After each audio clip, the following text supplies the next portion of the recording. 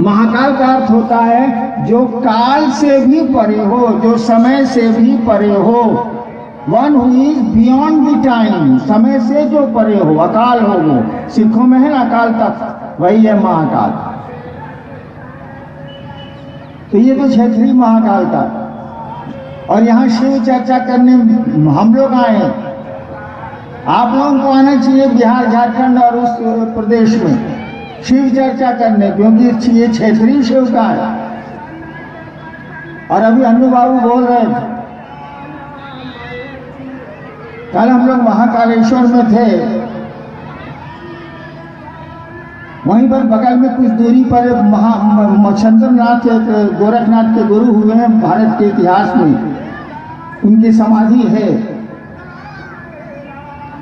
वहाँ भारत सरकार का लिखा भी हुआ है कि मच्छिंद्रनाथ की समाधि है जिनके गुरु शिव थे, लिखा हुआ है वहाँ भारत सरकार का आर्कियोलॉजिकल डिपार्टमेंट का लिखा हुआ है।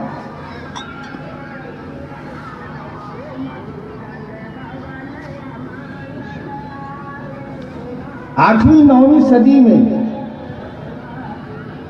कितने साल हो गए सोचिए तो जरा, 1300-1400 साल हो गए।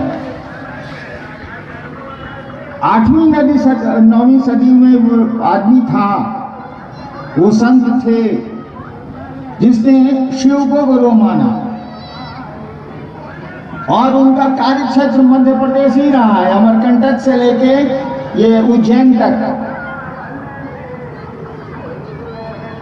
जबलपुर में अभी भी भेड़ा घाट होगा, हम तो गए नहीं, इंदौर तो मैं पहली बार आया हूँ।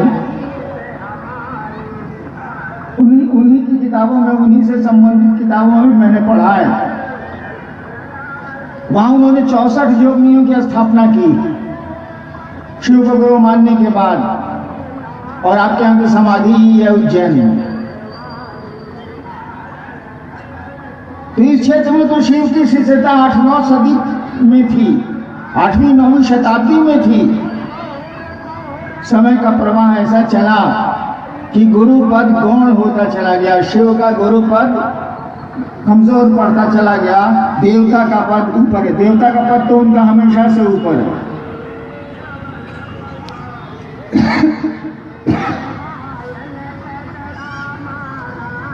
हम लोग आपको कहने आए, अनुरोध करने आए हैं कि जिस शिव की पूजा घरों में होती आई है, जिस महादेव की पूजा हम लोग खानदान दर खानदान से करते आए हैं, वो गुरु भी है। और बिना गुरु के कोई काम नहीं होता है, बिना ज्ञान के कोई काम नहीं होता है। मैं बहुत सारे महोत्सव में जाता हूँ। जब सरकार में था, डिप्टी कलेक्टर था या एडीएम था, तब तो मेलों में भी जाना पड़ता था ड्यूटी में, और देखता था कि वो लाल रंग की हवा मिठाई बिक रही है और बैलून बिक रहा है। वही हम लोग बचपन में थे, उस हवा मिठाई के लिए कितनी ताकत लगाते थे, माँ बाप से हल्ला करके बैलून खरीदवाना और लाल हवा मिठाई, वो चीनी वाली लाल लाल मिठाई खरीदवाना कि बाबूजी खरीद दीजिए, माँ खरीद दीजिए हवा मिठाई। आप देखिए खिलौनों के लिए कितने झगड़े होते थे बचपन में। अब वही देखिए हम लोग कहाँ झगड़ा करते हैं। हवा मिठाई बिकती है, हम लोग ध्यान भी नहीं देते हैं, बच्चे देते हैं। बैलून की ओर हम लोगों की नज़र जाती है, लेकिन कोई मतलब ही नहीं रह गया है। सास के बच्चे शोर करती हैं। यानी बुद्धि आ गई, अक्ल आ गई, समझ आ गई, ज्ञान आ गया। ज्ञान माने समझ और कुछ नहीं। ज्ञान का मानी होता है समझ। भगवान बुद्ध को ज्ञान हुआ था, ज्ञान का मानी समझ। समझ माने पूरा का पूरा, ना समाज के आधा अधूरा। समझ का मानी पूरा पूरी समझ, ज्ञान का मानी पूरा ज्ञान। तो गुरु के बिना तो कोई काम नहीं चलता। और कोई सामान भी है बिना ज्ञान के उसका उपयोग नहीं हो सकता। एक बार मैं एक जगह गया, लोग आयोजकों ने हड़बड़ी में माइक वाले को डांट दिया। जो माइक बजाता है, अनाउंस जाता है जो मशीन पे, उसको डांट दिया। गुस्सा के वो चला गया। अब बताइए 30,000 की भीड़ है, माइक वाला गुस्सा के अचानक चला जाए, कौन बाजा बजेगा? बजाएगा कौन मशीन को? वकील उसी के पास है। हम लोग तो मशीन देखते हैं, उपयोग करते हैं, चलाता तो वही है। अंत में हमने कहा कि अरे माइक वाले को पुल्हा के ला गया, अरे उसको डांट दिए, झूठ मूठ का बेचारा काम कर ही रहा था। उसको पुल्हा के लाया गया, फुसला के लाया गया, तो फिर माइक चालू हुआ, तब 30,000 के बैठे लोगों को सुनाने का मौका मिला। तो बिना अक्ल के तो कोई काम नहीं होता है, बिना समझ के तो कोई काम नहीं होता है। सामान हो सकता है, पैसे हो सकते हैं, बुद्धि तो चाहिए। तो जिस महादेव से हम लोग सब कुछ मांगते हैं, उस महादेव से ज्ञान भी मांगने की आदत हमको आपको डालनी चाहिए। मांगेंगे, जरूरत है हम तो क्यों नहीं मांगेंगे, लेकिन ये भी कहेंगे कि सरकार आप मेरे गुरु हैं, आप हम पर दया कर दीजिए, और इसमें कुछ करने की जरूरत नहीं है। आपको पता है मैंने कैसे शिव को गुरु माना था? प्रोफेसर साहब सब बोल रहे थे, मैंने कैसे शिव को गुरु माना था, मुझको तो पता ही नहीं था कि शिव गुरु है। शिव को गुरु मानने के 8 साल के बाद मुझको पता चला कि लोग जानते हैं कि शिव गुरु है। केवल स्मशान में 2 बजे रात में, उस समय में लॉ का विद्यार्थी था पटना विश्वविद्यालय का, स्मशान में 2 बजे रात में मेरे मन में ख्याल आया, बस ख्याल आया। और आप जानते हैं स्मशान में अकेला बैठना होता है रात में। 2 बजे रात में अचानक मेरे मन में ख्याल आया कि गुरु भगवान होता है कि भगवान गुरु का नहीं है। ख्याल आया, सोचा मैंने, इसको अंग्रेजी में फैंटम बोलते हैं। सोचा मैंने कि गुरु लोग भगवान होता है, कहता है गुरु साक्षात परब्रह्म, गुरु भगवान होता है, तो ये भगवान गुरु का नहीं है। और भगवान मैंने सुना था अपने पिताजी से, वो बिहार के डायरेक्टर थे शिक्षा विभाग के, मैंने उनसे सुना था कि भगवान शिव को बोलते हैं। बिना विशेषण के शिव का शब्द का प्रयोग जहां भी हुआ है वो ईश्वर के लिए हुआ है। तो उनसे सुन रखा था मैंने, हालांकि इस सबसे कोई मतलब नहीं था, मैं तो मसानी था, लेकिन सुना करता था, बाबूजी बोलते थे माँ को। तो उस समय मेरे दिमाग में आया कि गुरु भगवान है तो भगवान गुरु काहे नहीं है, आई भगवान शिव है तो शिव गुरु काहे नहीं है। और उसी क्षण मैंने शिव को गुरु मानने का निश्चय किया, संकल्प लिया कि मैं शिव को गुरु मानूंगा। लेकिन आदमी जब धोखा खाता है तो कुछ नियम बना लेता। एक बार एक आदमी माइक से बोल रहा था, इसे पकड़ के मारा, करंट बस फेंका गया।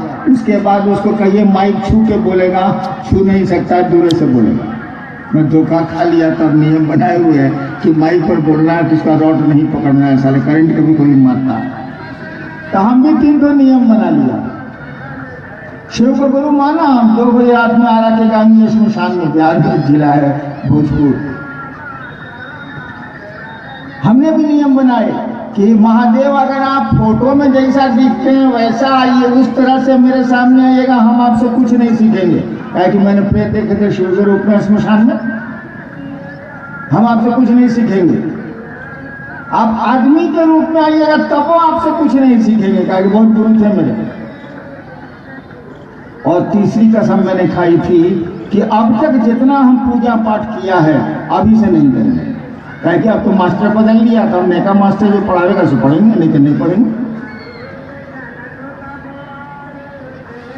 तो पूरी कहानी तो मैं नहीं सुना सकता, बड़ी लंबी कहानी है, लेकिन मैंने केवल सोचा और मैं तो जानता भी नहीं था कि शिव गुरु है, ना किसी ने मुझसे कहा था, ना मैंने कहीं पढ़ा था, मैं जानता ही नहीं था। केवल सोचा कि शिव मेरे गुरु हैं। और 8 साल के बाद जब नतीजा देखा, रिजल्ट देखा, हम तो कहते चमत्कार सीखने के लिए, पैसा कमाने के लिए नहीं। मेरे फादर भी मजिस्ट्रेट में बहाल हुए थे, मैं भी मजिस्ट्रेट में बहाल हुआ। पैसा कमाना मेरा उद्देश्य तो था नहीं, चमत्कार सीखने गया था मैं। और शिव को गुरु मानने के 8 साल के भीतर आप बिहार झारखंड में जाइए, एक एक आदमी बताएगा कि मैंने कौन से चमत्कार की। गले में मेरी बीमारी चल ही रही, और धीरे धीरे मुझको लगा कि इन चमत्कारों से क्या होता है। ऐसी ऐसी चीजें इस परमात्मा ने धरती पर बनाई हैं, हमको, आपको और इस धरती में, जिसको गौर से देखे तो लगेगा कि इंसान ऐसा चमत्कार नहीं कर सकता। उनसे मेरा मन हटा और मैंने देखा कि इतना बढ़िया गुरु है ये जहां कुछ नहीं करना, कोई बंदिश नहीं, कोई पाबंदी नहीं, कुछ भी नहीं, केवल मन में सोचना है कि हे महादेव आप मेरे गुरु हैं, और ये भी भूल जाएंगे आप। मैं अक्सर लोगों को कहता हूं कि सुबह उठिए तो शिव को याद कर लीजिए और उनसे कम से कम मन ही मन प्रणाम करके दया मांग लीजिए कि आप मेरे गुरु हैं, दया कर दीजिए। अरे महादेव दया करेगा तो क्या नहीं हो सकता। और मैं खुद ही भूल जाता हूं, सो के उठता हूं तो चाय याद आती है, ससुरी, महादेव नहीं याद आते। लेकिन शिव चर्चा अगर गप करिएगा दूसरों से तो आपको टोकेगा। जब मैंने शिव चर्चा शुरू की थी वही 8 साल के बाद 1982-83 में, तो मेरे साथी दंडाधिकारी मजिस्ट्रेट मुझसे कहा करते थे, क्या बॉस महादेव का क्या हाल है। हमको बुरा लगे कि सलाम से महादेव का हालचाल पूछता है। एक बार अपने महादेव को मैंने कहा कि देखिए हमको बहुत बुरा लगता है, आपका गप करते हैं तो लोग हमको कहता है क्या जी महादेव का क्या हाल है बॉस। तो लगा कि मेरा महादेव मुझसे कह रहा है कि तुम मेरा पिया है जो तुमसे मेरा हालचाल पूछता है, इतना बड़ा आदमी तुम हो गया कि तुमसे मेरा हालचाल पूछता है। तब हमको लगा कि हाँ साला हमसे पूछता है तो हम बड़ा आदमी हो गए। अरे किसी के बारे में किसी का हालचाल पूछ रहे हैं आप, इसका मैंने उसका उससे कनेक्शन है तभी ना पूछ रहे हैं। तो है बड़ा आसान। उस शिव को अपने घर में शामिल करिए, अपनी व्यवस्था में शामिल करिए। पूजा घर में शामिल तो है ही वो, लेकिन आपके हमारे रूटीन में शामिल नहीं है। जब मन किया दया मांग लिया, जो बैठाया उसे गप कर लिया, जब मन किया प्रणाम कर लिया, यही 3 काम है और कोई पाबंदी नहीं। मैं तो नमः शिवाय को खैनी बना हुआ, बुरा नहीं बनेगा, मैं खैनी नहीं खाता, लेकिन जब लेटरिन नहीं होता तो नमः शिवाय लेटरिन में करता हूँ, मेरा लेटरिन हो जाता। आप कहेगा ये कौन गंदा काम करते हैं। भाई साहब, बीवी को याद कर सकते हैं लेटरिन में, बच्चे को याद कर सकते हैं लेटरिन में, अपने प्रिय को याद कर सकते हैं शौचालय में, शिव को नहीं याद कर सकते क्या। उसको अपने रूटीन में शामिल करिए, अपनी दिनचर्या में उसको शामिल करिए, यदि उसको अपना बनाइए। शिव आपके गुरु हैं, आपने कहा मेरे गुरु हैं, मेरा का मानी समझते हैं। आपने अपनी चप्पल कहीं खोली होगी, या जो होशियार होंगे मेरी तरह उसी पर बैठ गए होंगे, जा साले चुरा हुआ। मैं भी करता था, जब पटना यूनिवर्सिटी में भाषण होता था, बड़े बड़े लोगों का, अटल बिहारी वाजपेयी जी लोग आते थे, अच्छा बोलते थे तो मैं क्या करता था, भाषण सुनने पढ़ता था। हमारे कॉलेज में भाषण सुनने जाता था, गांधी मैदान में जूता या चप्पल खोल के उसी पर बैठ जाता था, चिनिया बादाम खाते रहता था और भाषण सुनते रहता। सारा चप्पल चोरावा कैसे चोरेगा तू। अगर आपने वैसा किया होगा तब तो ठीक है, लेकिन कहीं खोला होगा, यहाँ से जाइएगा, ये भीड़ हटेगी और सबको अपनी अपनी चप्पल मिल जाएगी। ये खूबी है मेरी चप्पल, सबको अपनी अपनी चप्पल मिल जाएगी। आपके पॉकेट में पैसे होंगे, पैसा नहीं बोला है कि वो कितने हैं, लेकिन आपको पता है कि आपके पॉकेट में कितने पैसे हैं। आपका घर नहीं बोलता है कि आपका घर फलना है, फलानी जगह है, लेकिन आपको पता है कि आपका घर कहाँ है। यानी जिसको मेरा समझते हैं ना, जिसको अपना समझते हैं ना, उसके बारे में आता पता पूरा का पूरा आपको होता है। निर्जीव चीजें भी, आंगन के फूल भी बोलते हैं कि हमको पानी की जरूरत है, जबकि वो बोल नहीं सकते। आपको पता होता इसको पानी की जरूरत है पौधे को। ठीक उसी तरह से शिव को जब अपना गुरु बनाएंगे, आप सोचना है और कुछ नहीं करना। जब शिव को आप अपना गुरु बनाएंगे तो शिव के बारे में आपको धीरे धीरे खुद ही सब कुछ पता चलता चला जाएगा कि कितनी प्यारी वस्तु है वो, कितना बढ़िया है वो। और तभी तो भगवान होते हुए भी वो घर घर का बाबा है। कहा ना कि चंदा मामा सबके मामा, शिव घर घर के बाबा। अरे उसी बाबा को गुरु बनाने की बात कर रहे हैं हम, रिश्ता छोड़ने की नहीं, रिश्ता जोड़ने की बात कर रहे हैं। है डबल रिलेशनशिप, दो रिश्ता रखिए। भगवान तो रहेंगे ही रहेंगे, बाप तो रहेंगे वो, लेकिन बाप से पढ़ेंगे भी, उस बाबा से पढ़ेंगे भी। वो तो बाप का बाप है, बाबा है, उस बाबा से पढ़ेंगे भी। हे महादेव, आप मेरे गुरु हैं, मैं आपका शिष्य हूं। और गुरु से क्या मांगिएगा? दया ही मांगिएगा ना।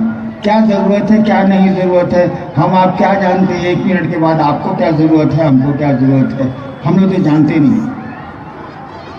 लेकिन वो ईश्वर को जानता है, जिसकी प्राण शक्ति हमें अपने काम कर रही है, उसको तो पता है कि हमको आपको क्या जरूरत है, क्या जरूरत पड़ सकती है। हम आप तो अनजान हैं, एक पल आगे की खबर नहीं है। तो ये प्रोग्राम तो शिव को गुरु बनाने के लिए, शिव को गुरु बनाएं आप, दूसरों को समझाएं आप, और खुद भी अपने गुरु को प्रणाम करने की कोशिश करें आप, और देखेंगे जीवन में परिवर्तन होने लगा है। आप खुद ब खुद महसूस करेंगे कि जीवन में परिवर्तन होने लगा है, अच्छी दिशा में आप चल पड़े हैं, शुभ शुभ कुछ होने लगा है। और ये शिव कौन है? वही महाकालेश्वर है, वही महादेव है, जिसकी घर घर में पूजा होती है, सब जगह होती है। मैं बहुत बोल नहीं पाऊंगा, मेरा गला बहुत साथ नहीं दे रहा। आप अगर इजाजत दें तो मैं आपको प्रणाम करूं, और कभी फिर इंदौर आप बुलाएंगे तो कोशिश करूंगा कि मैं जरूर आऊं। अच्छा शहर लगा, मैं तो पहली बार आया हूं। मध्य प्रदेश में आया हूं क्योंकि झारखंड का बॉर्डर भी है मध्य प्रदेश, लेकिन इधर नहीं आया, इंदौर भोपाल नहीं आया। आप सबों को मेरा प्रणाम। अभी मैं हूँ, 1-2 भजन सुन के जाऊंगा।